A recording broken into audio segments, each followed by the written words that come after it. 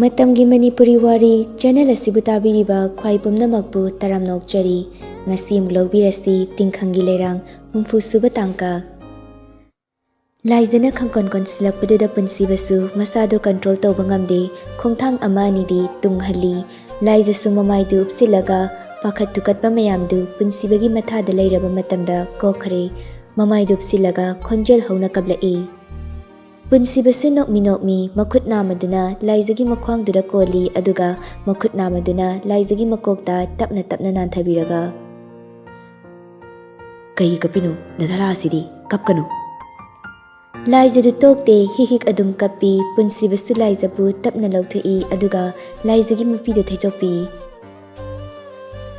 kaigi ailaga kapinu Laizadu punsibagi masaktu raga hena mapukning nungshirei taru pirang tana thumlaba mamit aniduna punsibada munne yenglaga wahi ama phawba haidana khuningdu kitang kangkhalaga makhut aniduna punsibagi ngakshamda kolaga makoktu khangchingching tharaga punsibagi laibakta khangchupchupi itha thajadana torakliba laizagi matawduda punsibadi khangprektu khangi nokmi laizade yenglaga makhut khundomiduna magi chinbalda thilaga Sida suwali Laizadu masana tawkriba thabaktu kyan taba natte ikhang khangawdana punsibana magi mitmang leplabaduda masadu tarang chatkibagi phathaba ngamda lam henjilubani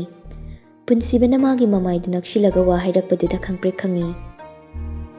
Laizadu gyan khangta tai tingak punsibadi yenglaga talli haibagumna makokto hairei anam kanma nupani nasron pikna amuktang laizagi napada hairei Yaroi Wahai sikak hairaga makut aniduna laizagi mamaiduda pairaga khangnonon tharaktuna yamthuna laizagi laibakta natonda khazai aniduda chukpi aduga aroibada laizagi mamaida pairamba makut namadu khangtha thadoklaga laizagi makoktuda pairaduna chinbalduda mukchukpi Mikuptuda laizasu magi dadabu ayetpa pirudre asomda rasisu laizana tumina laikibaduda laizagi mataw yengningbagi laizagi rumda lai Walan ngangnadabida tumina changlakpani washroom mamangduda punsibaga laizaga leiramliba fibamdu ubada rasidu khangprek khangi mamaidu yamthuna satlaithoi aduga yamthuna kadudagi thorai aduga makhada kumtharai machindastu murum soli karam kanda lakibanu sibo aibu uhawla hawdine nate aina ngasai tawbadu loina khangkhra bazala aduga kaino moyani na tahoridubo magi laiza haidubu karimta tawdaba zalo imadi haikibanida Imai pima, karino mi moina hojik ta hobudubo onthokna hina kridreda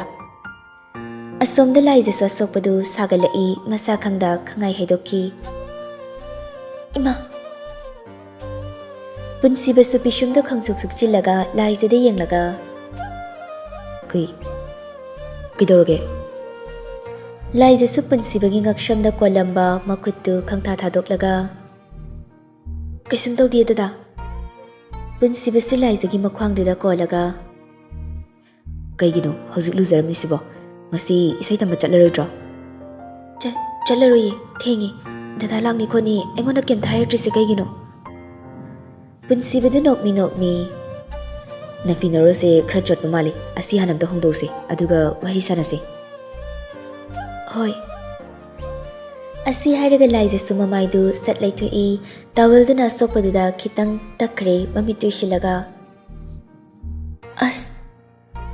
Punsibasu pishumdu khangsuk shilaga laizagi makhutu ta pharaga Nangkedorge laiza Laizadu mamitu tapna pangthoraklaga chinbalda haifet lenglaga kaisum tawdaba saraga Kaisum tawdi haiba se ai firo hongdoke Asi hairaga laizadu punsibagi makhutu thadoi aduga mamaido amuksu laithoi punsibasu chingnaba amaga loinana laizagi makhutu amukasu ta pharaga khangchingching silaga makhut aniduna laizagi lengjum aniduda pairaga shaurapna hairei walot kano nang kaidorga hamni laiza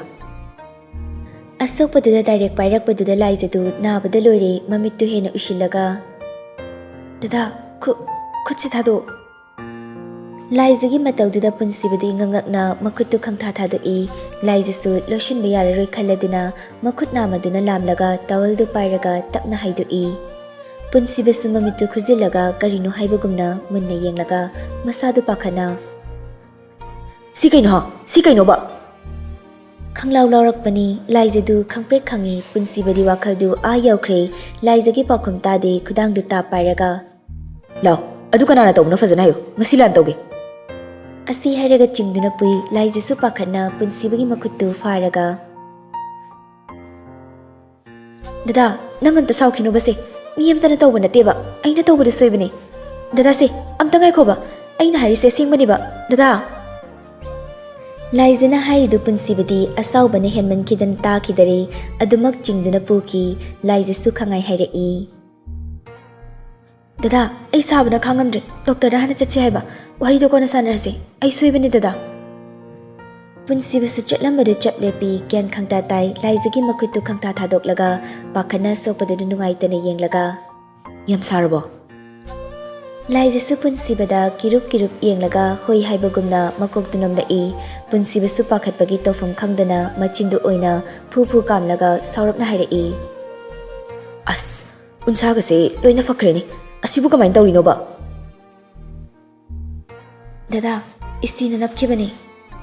Punsibadu machinduna fufu kambadu lepte Ha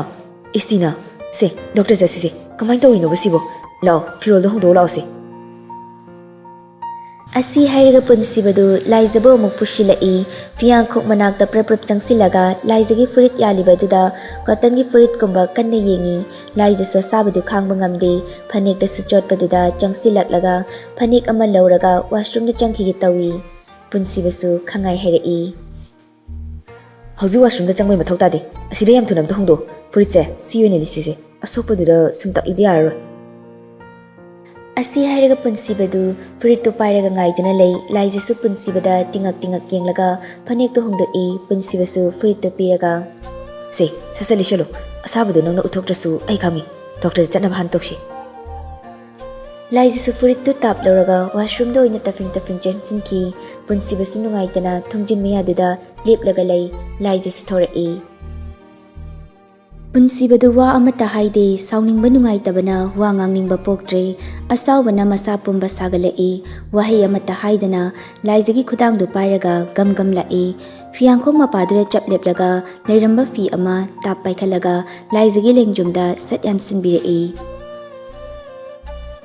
Laijasu punsibagi mataududa kiba ma yaure wa ngangadaba kire stair kumtharakpadu anidu wa amata hainade yumjaugi thongjin meyadu hek yaubaga laijada chaplepi punsibasu laijada fat yenglai laijasu kirup yenglaga Dada nene su leitabani imadam da hairongige Haidus yari chaslao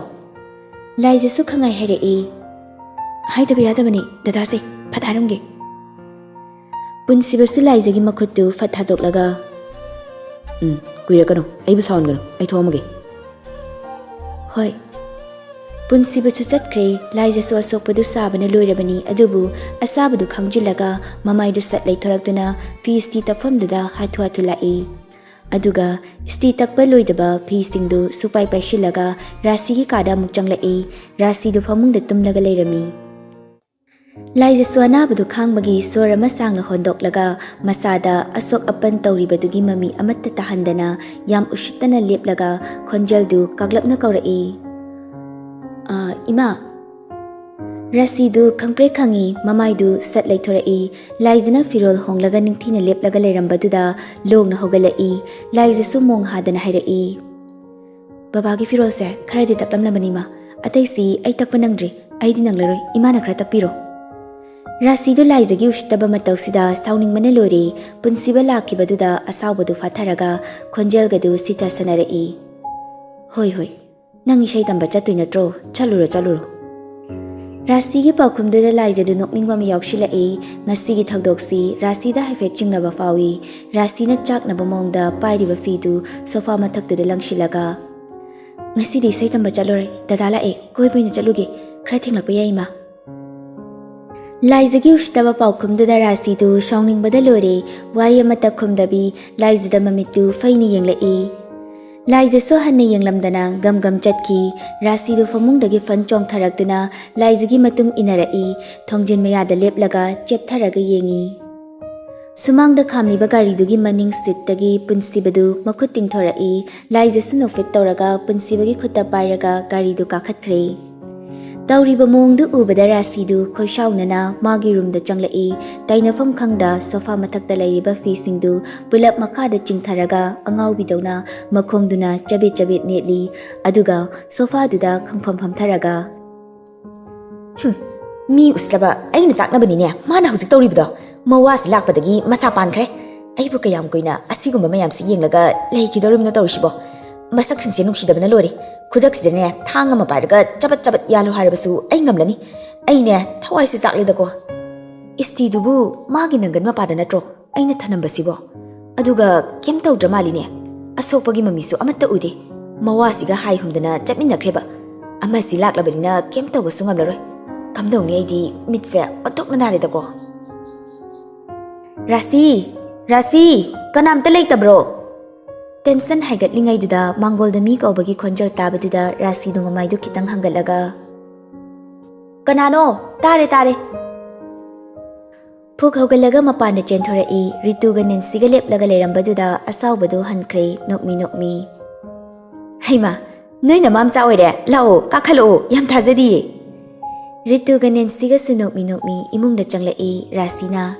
Ritu phamu bema phamu Rituga nensiga su famtharai Rasisu Ritugi manakta famtharaktuna noina mamchana fut faujilai kadai chatnarubanu aikhoida chungna sumla iro asida aikhoi chi ama layi moidu soplambani aduda lambi thuena sumjanglakpani oh laktoktana lakpasidi kari chania mi sumta laitire taruside nensina fatkhumlai yare mama chak tokpaga lakpanina kemta chaningre mama dapun siboi leitabro Rasidu saurapna khumlai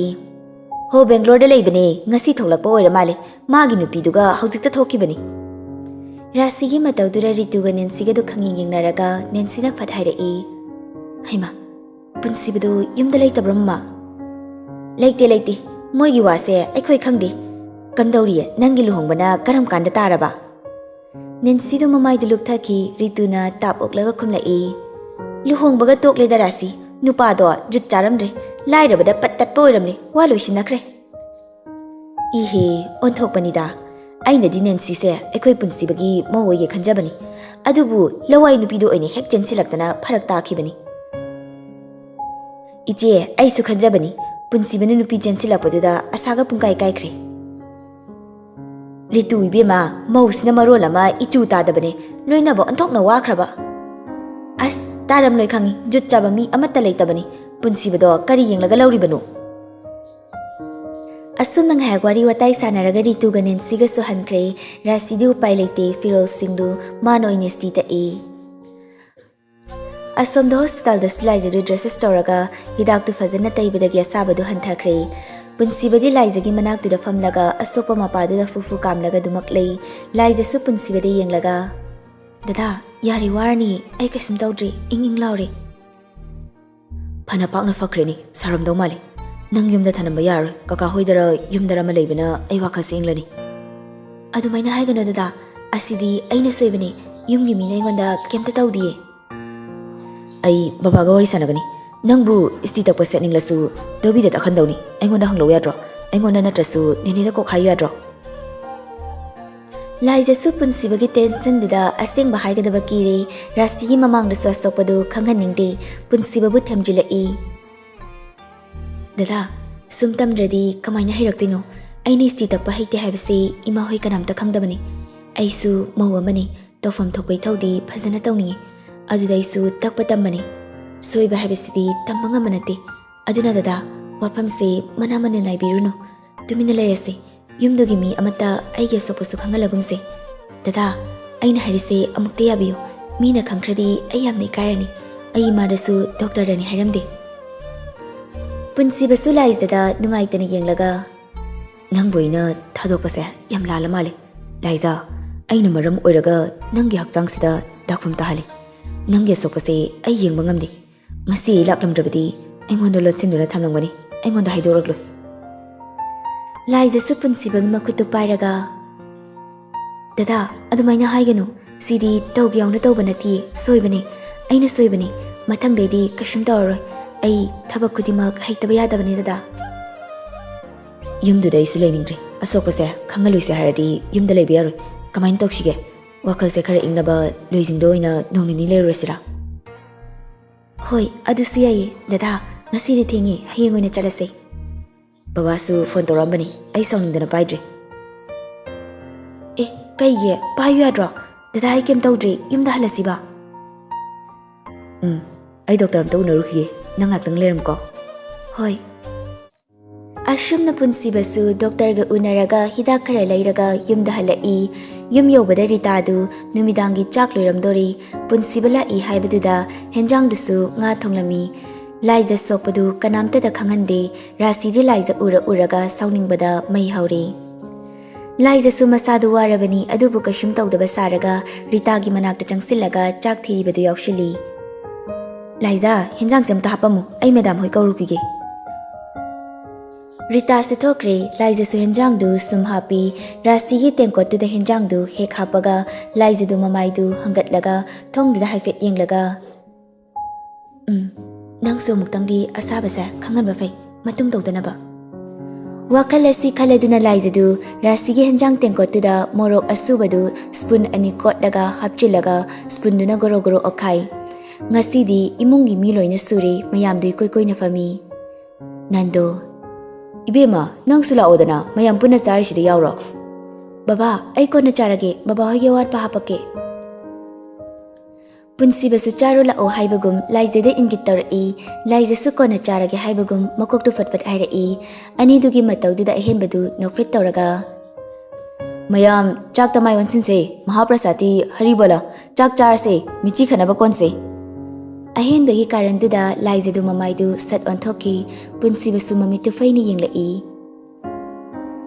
ꯅꯟꯗꯣꯁꯨ ꯅꯣꯛꯐꯦꯠ ꯇꯧꯔꯒ ꯆꯥꯛ ꯆꯥꯕ ꯍꯧꯈ꯭ꯔꯦ ꯃꯌꯥꯝꯗꯨ ꯆꯥꯛ ꯆꯥꯕ ꯍꯧꯅꯔꯦ ꯂꯥꯏꯖꯗꯤ ꯔꯥꯁꯤꯗ huirap ꯌꯦꯡꯉꯤ ꯔꯥꯁꯤꯁꯨ ꯃꯃꯤꯠꯇꯨ ꯂꯥꯏꯖꯗ ꯐꯩꯅ ꯌꯦꯡꯂꯒ ꯆꯥꯛꯇꯨ ꯆꯥꯕ ꯍꯧꯏ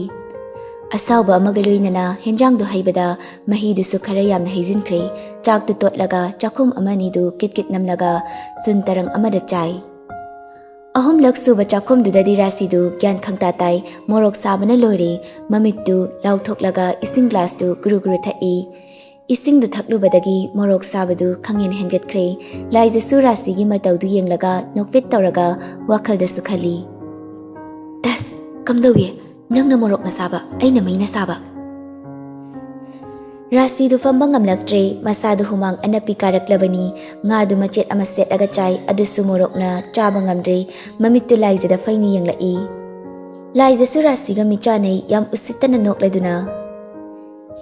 इमा हेंजांग हाउट्रबो रासिसु मया ममांग उथोकपा यादबना खुमदा यादबगी पेरी पेरी तौरगा हाउ हाउई